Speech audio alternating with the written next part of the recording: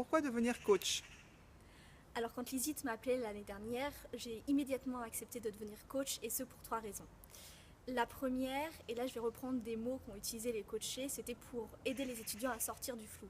La première session qu'on a faite, sur les 6 étudiants qui étaient là, quand on leur a dit pourquoi vous êtes là, sur 6, il y en a 4 qui ont dit parce qu'on est complètement dans le flou. Il y en a une qui a dit parce que moi je ne sais pas ce que je veux faire mon avenir et c'est dans un an mon avenir donc j'ai envie de savoir. Et la troisième a dit moi je ne sais même pas pourquoi je suis là en réalité.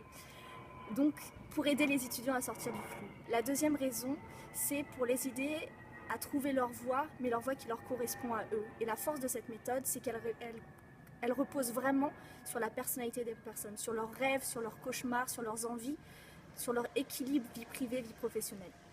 Et la troisième raison, c'est que c'est une méthode qui est vraiment innovante, qui bouleverse tous les codes de l'enseignement qu'on peut connaître.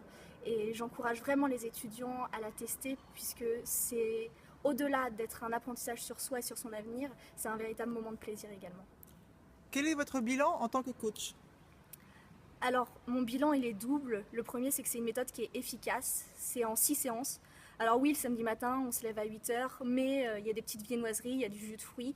Et finalement, toute la difficulté qu'on peut avoir et qui nous prend de l'énergie finalement en se disant qu'est-ce que je vais faire plus tard, c'est remplacé par une énergie qui est renouvelée. Et souvent, autant les coachs que les coachés d'ailleurs, on ressortait à 12h30, à 13h le samedi avec une énergie forte et les coachés étaient motivés et avaient l'envie et souvent ils nous envoyaient leur plan d'action dans les 2 heures qui suivaient. La deuxième raison, c'est que c'est une méthode finalement qui est prouvée. C'est-à-dire que sur 6 étudiants, par exemple, dans le groupe qu'on avait nous, sur 6 étudiants, au bout de 4 semaines, il y en avait déjà 2 qui avaient trouvé leur stage de fin d'études et aujourd'hui, il y en a une qui vient d'être recrutée d'ailleurs. Et au fur et à mesure des semaines, on voyait même leur personnalité, leur ton, leur visage qui évoluait. Elles sont passées d'une humeur un petit peu douteuse, d'une perte de confiance en elles, en une forte confiance et même l'envie du challenge, l'envie d'essayer. Et plus elles faisaient des enquêtes métiers et plus elles arrivaient à leur fin finalement. Et à la fin des 6 séances, la plupart avaient un réseau qui était juste incroyablement grand et avaient des pistes et savaient dans quel secteur elles voulaient aller, dans quelle taille d'entreprise et même le nombre d'entre elles avaient des relations qui pouvaient aboutir. Pourquoi recommencer l'expérience cette année? Parce que c'est un véritable plaisir finalement de voir les étudiants évoluer ainsi au fur et à mesure des semaines. Et je pense qu'on apprend d'ailleurs autant en tant que coach qu'en tant que coaché.